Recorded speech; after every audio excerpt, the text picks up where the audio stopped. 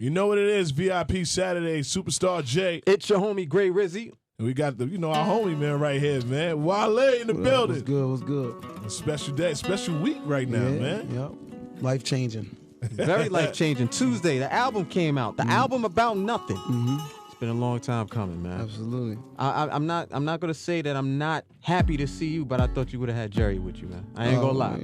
I ain't gonna lie. Trying to get a billionaire to do a press run. Right? Hey, man, if anybody could have did it, it would have been you. That goes right up next to hunting a unicorn now. You know what I'm saying? But what you did bring, I noticed you got the belt with you. Yeah.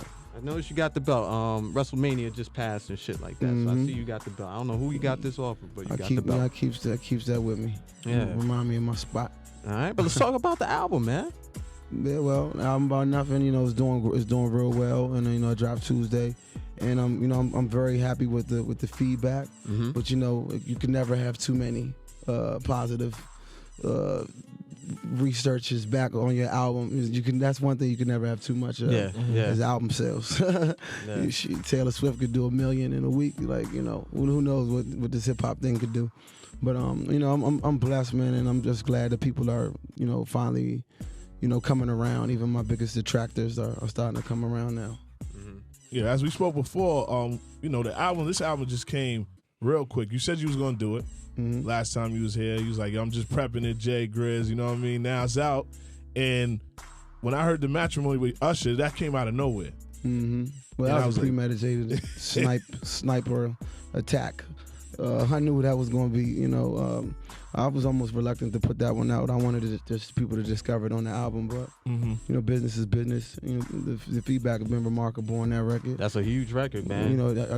I didn't want people to think that defined the sound of my album. Yeah. I didn't give the people enough credit, though, because I didn't think they was going to really go, ham trying to find that, the sound of the album. But, like I said, the feedback's been great, and people are saying, how diverse I am as a songwriter, so I can't complain. You've always had a lot of consistency when it came to radio hits, not just radio songs, radio ready songs. You have radio hits, and this joint with Usher, I feel like we've had those joints where it's about the chick, and you're trying to get the chick to like you, or you're trying to get the chick to understand you. With this song, it's a lot of maturity with it, man. Right. Like growth and stuff. Well, I've always been honest since the moment I came in the game, so. The honesty is just showing right now, as I'm becoming wiser and learning more, rapidly about myself, about the business. I'm just kind of throwing it all out there with no cut cards, I'm just making sure I'm going straight to the jugular on the consumer and making sure the listener knows exactly where I'm at. That was one of that single right there is one of my favorite records. I want to get into that record. Can we get into that record? Why not? I think it's only right. We just a couple of dudes in the studio. Ain't no girls here, but we're going to bump this matrimony joke one time. All the ladies calling up now. Yeah, hurry up and get to the studio. DJ Self, VIP Saturdays. It's the homie Gray Rizzy. Superstar J. And, of course, we got the homie Wale. We just got out that matrimony joint with Usher. Now, tell me a little bit about, what's going on now. Now that we got the album out, man, when are you going to, you've been touching the people, small dates right now. When are we going to go out there, 100 days, in fact, I'm putting pressure on the record. I just came off the Simply Nothing tour, and with Simple Mobile, and Simple Mobile, and it was we sold out everywhere except for Orlando. Yeah, I put you on the spot, Orlando. What happened, Orlando? It was just weird. I don't know. Was Maybe it too they had hot? something going on that day? I don't know. But no, it was dope, man. I really got to touch the people, and I know that those fans have a lot to do with the great reception of this album and the word of mouth of this album. You know what I'm saying? So I'm sure the album about the tour about nothing will be the next thing that we're gonna implement in our brand. So I'm excited about that. I'm excited about performing a lot of these records, and I'm definitely trying to conspire something innovative for the road this time, and for the tour. So you sound like you about to have a lot of pyro on that road with you, kid. Yeah, well, we want to keep it things at a nominal fee so I can make some phenomenal G's. Yeah, I see the merch going on and all that. You know what I'm saying? Wale been probably at a couple of WWF meetings. Like, you need that merch. Those are the merch killers. They are the kings of the Vince fucking merch. McMahon is the merch god. So we going with the whole Simply About Nothing thing, everything. Yeah, well, just for this run, you know what I'm saying? Because I think any good artist tours an album, you know what I'm saying? And any successful album, you should tour it. I won't put that much emphasis on the road this time because I'm eager to get back in and work on putting together this Go-Go project. I really can't go too much into it because I don't know exactly what it is or how I'm going to do it. I just know I want to do it, and I need, also, Atlantic is. We've been in talks about me getting an executive position. Wow. And like whether it be A&R or helping out with the urban department. I've earned a significant place in the eyes of the Atlantic Records brass. So I'm eager to start another chapter in my life and hopefully make some other people's dreams come true and help them modify their sound or their look or encourage them to get on the charts and get things rolling in their career. I want to get on that because some people don't know, like in Wale's career, he embraced a lot of up-and-coming artists that, you know what I'm saying, just jumping on records that he didn't have to jump on.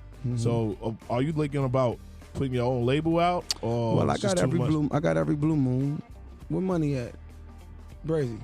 Make sure you get these guys some Every Blue Moon music. Do Baby got a new record out. He Loyalty is a record that's actually his song. Me and Fat Trell on there.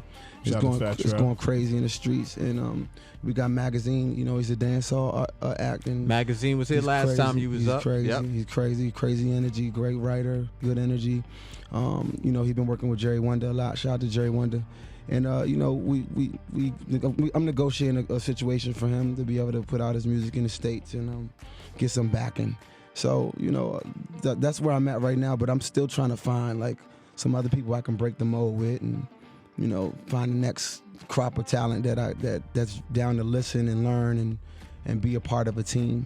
So Every Blue Moon is my think tank incubator, so to speak, and it's not just limited to a record label. It's everything. It's everything you want it to be. It's a society. You know what I'm saying? It's a fraternity for creators, young creators that that link up all over the world, and just trying to lessen the significance of like big corporations or media, like, and put like the power back into the people. It sounds like a lot more artists are starting to focus on that direct to consumer, making sure they get the most pure form of the art. The music business is changing right before our eyes, and I think a lot of times the labels are a little bit dated in their ways of doing things. Even us, my ways is dated because I came in the game so young, and then a lot has changed in the 5-6 years that I've been here. A lot of our ways are, dated. And, we have to challenge ourselves and define the new ways to become innovative. Like, it ain't about just getting an artist to come through and do drops for a mixtape or drops for the station. Like, it's like, what's the next thing? What can we do that doesn't read so much as, well, this. Our insert artist came here, said insert words and left. Like, what can we do that resonates as this person cares about the station, this station cares about the people, and I want to put together some initiatives that do that. You know what I'm saying? And that's what Every Blue Moon is. Like just finding new ways to touch the people, whether it be with radio, whether it be with community events, whether it be with actual music, it's definitely different ways to do it. And we've been doing it the same way for years. Like I said, artists come here, artists do drop, artists interview, artists leave. And that's cool and everything, but what's next? We've been doing that for 15 years, 20 years. So you think, would you go like another strategy with your artists, like just going independent and maybe dropping it with like a cellular company or something? My thing is, that works in Africa actually really well. They put out their music through cell phone companies. But mine is not so much the technology side of it, but more so like genuine music touching the people and like believing in records and like less politics behind stuff. You know what I'm saying? Like, if my album goes #1, which I'm expecting it to go, like, what happens then? Don't you think I deserve to dictate where we go next? Yeah. You know what I'm saying? Like he who has the number one record in the country should be able to dictate, where we go. There needs to be new proclamations out there. Absolutely, and I think that's what and I also think the RIAA should equate shows, ticket sales into to sales and everything? to the overall sales? To going gold and platinum. Because then you can, let's say Beyonce and J. Cole dropped the album the same day.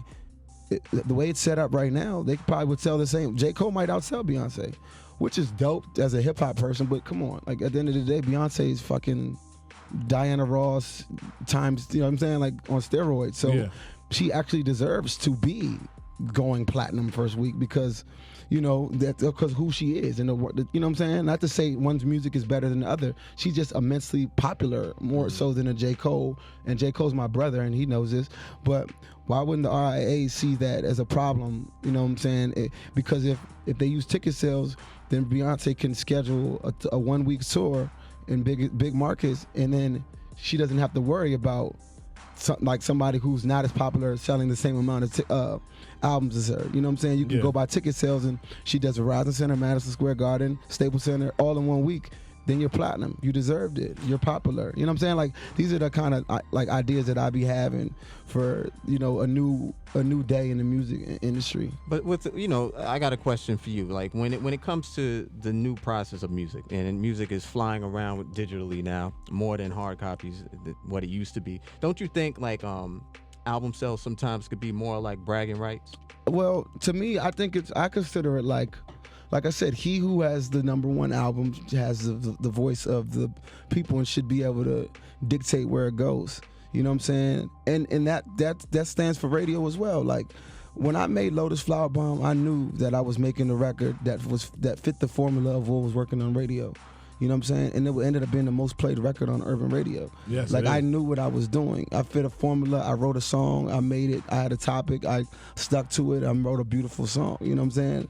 Now, that I think that should be a reward in having that number one, and now I should be like, okay, well I don't want the urban charts to be rap sing formula. I want to do a freaking a chant hook. I want to do a break beat as a single. I got the number one. Like I should be able to dictate what's going on. Like you know what I'm saying? And like but the way it's set up right now, them people look at you scared. Like, you play a break beat joint, you're gonna get the hot. The hot button, your PD gonna be like, yo, what's that? You know what I'm saying? So, like I said, he who has the number one spot should be able to dictate. Like, you know what I'm saying? Like you got guys like myself, Kendrick, and Cole, who all presumably have the number one album in the country, and we don't have a hard single. We don't have a hard single. Definitely. You know what I'm saying? Very true. And you got guys that can't even release an album that have like gold singles. Like, you know what I'm saying? And I don't think it's a balance. You know what I'm saying? I think that, again, he who has the number one spot should be able to. This is the message. This is the theme, Superstar J. A program director should be able to say, okay, this guy has a number one album. Like, we have to play something off his album a lot. Can we get into a record off this album? Absolutely. One of my favorite records, Wale over here breaking shit. This is how powerful the message is right now. Studio falling apart, y'all. This is how powerful it is. Let's get into the Girls on Drugs. Let's go. DJ Self, VIP Saturdays. It's the homie Gray Rizzy. And Superstar is not even here. Yeah, man. Hangover. He's on his way. Friday he might have been too turned up Friday. It's the hangover, man. Yeah. So let's talk about this album. I got a couple of joints. I like the White Shoes joint. It's my joint. I think you got real personal on this album, man. Yeah. Well, that's an interesting record because it's about having, calling motherfuckers out. I feel like everybody experimented selling drugs from where we come from. Like, I remember having a little 20 rock, give it to the cafeteria lady, and buying shoes. But I never consider myself like a drug dealer. Like, my man gave me some work, you know what I'm saying, to fucking buy some J's. I never was I never would be like, yo, I'm trapping. Everybody experimented with it. And I sold some oregano. Yeah, you know what I'm saying? Motherfuckers that experimenting in some regard, whether it was artificial or not. So, but I will say that, my little stint here and there selling dime bag bush weed and fucking diluted crack, like, you know what I'm saying? Like that shit what doesn't even compare to the remorse that I had of selling sneakers and knowing that somebody was getting shot at or robbed for them sneakers. Yeah. So we you know that song takes you on a trip of the remorse that I had from selling the very product that's, you know, creating like a fucking inner city genocide, like, you know what I'm saying?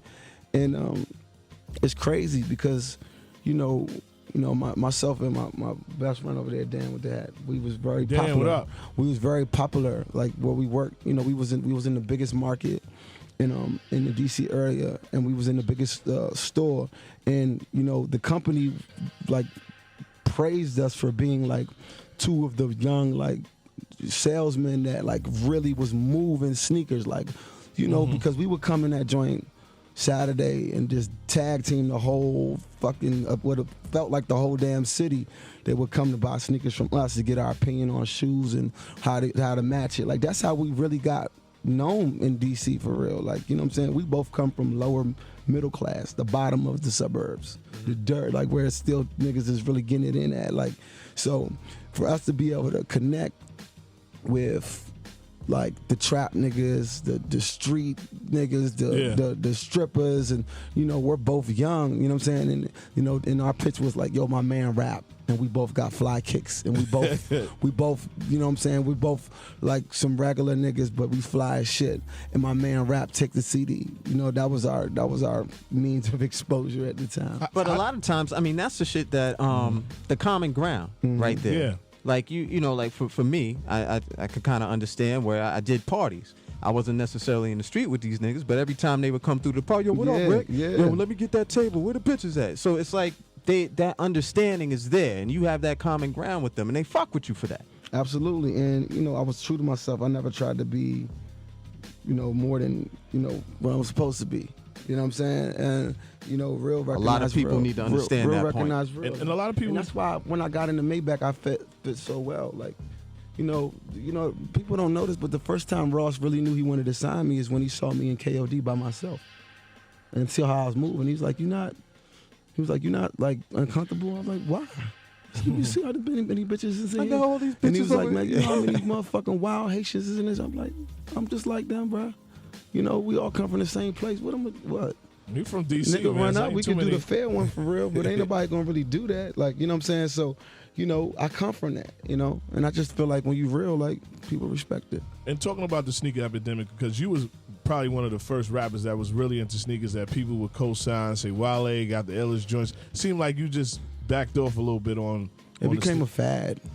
Sneaker culture became a fad, man. It ain't the same as when like DJ AM was around and, you know, Clark Kent was really like give him the history, man. Like doing peace, anything. man. So I just, you know, I mean, I just let the guys that like just discovered it have fun with it. That's my old bitch. Go ahead, you can have her. The sneaker world. Would you consider designing a sneaker, like your own Wale sneaker? I got a couple of deals on the table. We'll see how it goes. I'm not in no rush though. Well, I'm putting my bid in. I need a Wale sneaker because I know it's gonna be crazy. Yeah, I'll be some of the first to have it. Believe that. Word. So the album's out. Mm-hmm. You know, like we said, we touched on getting real personal. We got Jerry almost on every interlude. You know what I'm saying? Did you sit there and say, "Yo, I got a record," and no, he we just listened to talked. We just talked. Me and Jerry just talked. We spoke, and you know, we let the mics roll, and you know, I just designed records around our natural conversation. Genius. Yo, tell me about like I guess last month or maybe a little bit more than a month ago, man. I always walk past Tom's Diner, and if you don't know what Tom's Diner is, it's up in the Upper West Side of New York City. It's the diner that was based around Seinfeld, and you had an album listening there. You had a lot of people there. Mm-hmm. Of course, you had, you know, the big homie came out, Ross. Damn near everybody in New York City was there who needed to be there to listen to that. Mm-hmm. What was it like to go ahead and do that event there at that diner, man? I mean, because they've never done anything like that before. I mean, it was $1 million move with like a 15-cent finish. crazy crossover with a Miss. You know, Wale played ball before, too. And so. it was just a kind of bad sound. Like we didn't have the right speakers in there. But the acoustics is a diner. The thought was right though, and it was, you know, the aesthetics was cool. You know, I just wish we would have finished a little stronger. But I'm one of them people that ain't never satisfied. So that's an unfair question. Yeah, it is. It is, man. It is. He definitely has a lot of epic, you know, listening parties. I remember last time he did it at the movie theater. Right. Yeah. How we gonna keep topping that? I don't know. Maybe we gotta do one on the moon or something. Well, make sure you go ahead and hit up that iTunes, man. The album About Nothing is in stores right now. How can the people go ahead and get in touch with you? Wale, W-A-L-E. That's it. On Twitter and IG. What Fuck about with website? Me. Nah, fuck that. It's like everybluemoon.com. Yeah, I was about to say. I man. know Wale got a website. We got him. We get digital. And if you don't fucking know already, man, we out here. We champs out here, man. For sure. Man, You know? thanks for coming out. You know, always a friend of the room. You know what I mean? Definitely, And, man. You know, Thanks me and for Gray's, having me. you know, I don't wear hats like that, but we need those hats, man. I gotta talk to somebody else, to my man over there. We're gonna make sure we're good. Let's get it. VIP. Yeah.